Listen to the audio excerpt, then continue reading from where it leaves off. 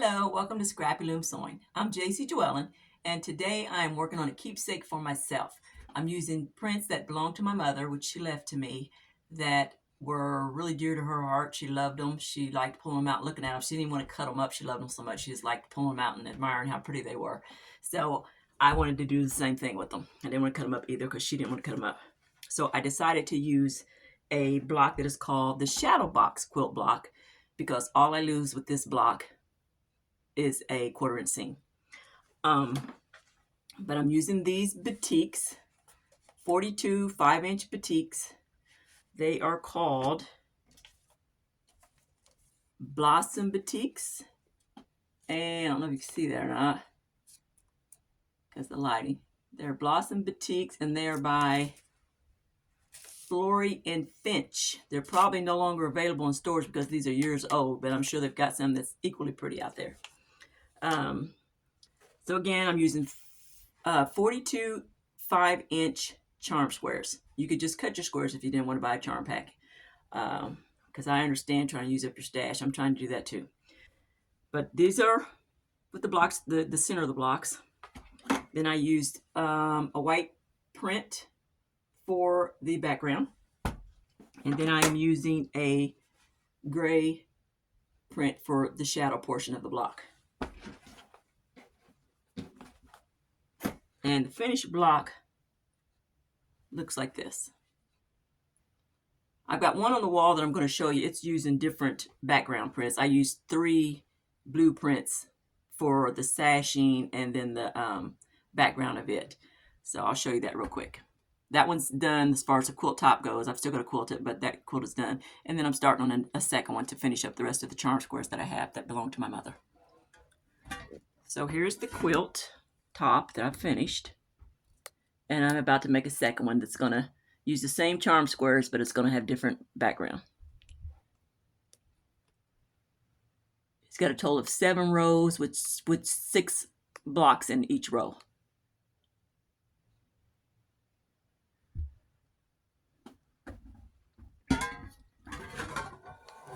So, to get started, what you will need is 2 2.5-inch background squares, 1 2.5 by 5-inch shadow piece, 1 2.5 by 3-inch shadow piece, your 5-inch charm square, and then this is the sashing, which becomes part of the background, and it is 5.5 by 7-inch rectangle of the background square of the background print. So I'm going to move the camera down to my table so you can see how it goes together. It's a very easy block, a very fast block, and quite pretty when it's done. So to get started, you will first take your 2-inch background squares and your shadow pieces. Stitch the one shadow piece to a 2.5-inch square and then your second shadow piece to a 2-inch square. Right sides together. Right sides together. 1/4 inch seam. 1/4 inch seam. And you end up with 2 pieces that look like these.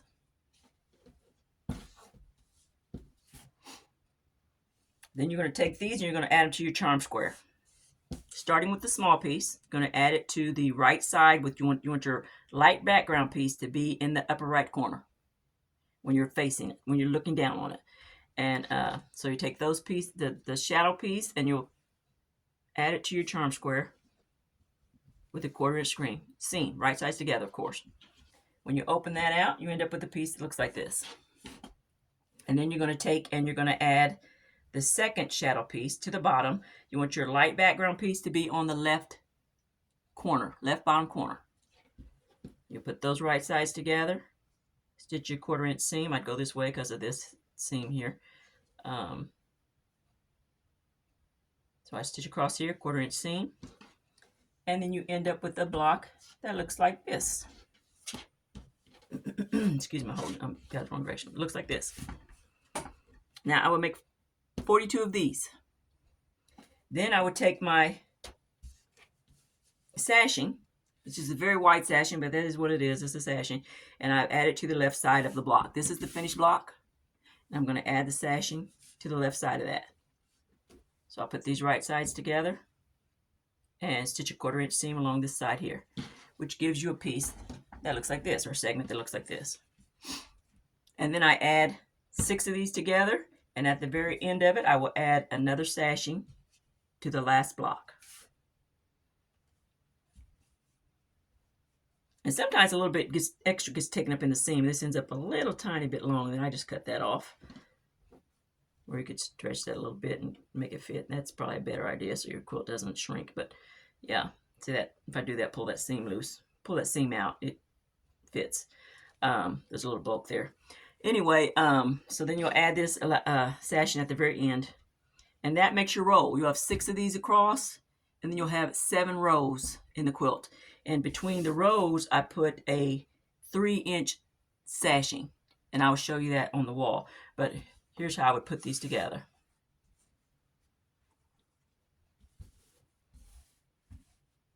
You just keep doing that until you've got 6 of these across, and then you've got 7 rows of 6 blocks going down the quilt with a 3-inch sashing.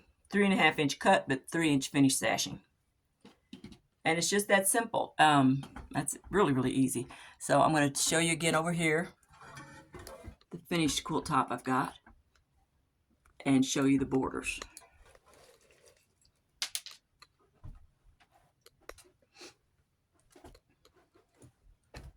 So as you can see, I've got 6 blocks, 1, 2, 3, 4, 5, 6 blocks, and I've got 7 rows of blocks like that, all the way down to the bottom.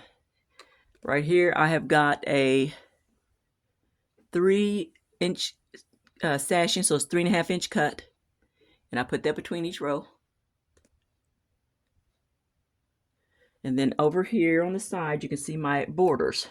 I've got a 3.5 inch border of the background fabric, and then I added a batik in here. It's from the same line, but these are 2.5 inch strips, and I used a 2.5 inch strip here for a border, which ends up 2 inches finished. And then I added a 6-inch border right here, and when it's got once it's completed, it's going to be basically 5.5 inches. Well, more like 5 3/4, because I'm going to add a binding, and that really won't take up a seam because it's going to add on there. But anyway, with the seam gone, it's 5.5 inches, but you won't notice that because of the binding.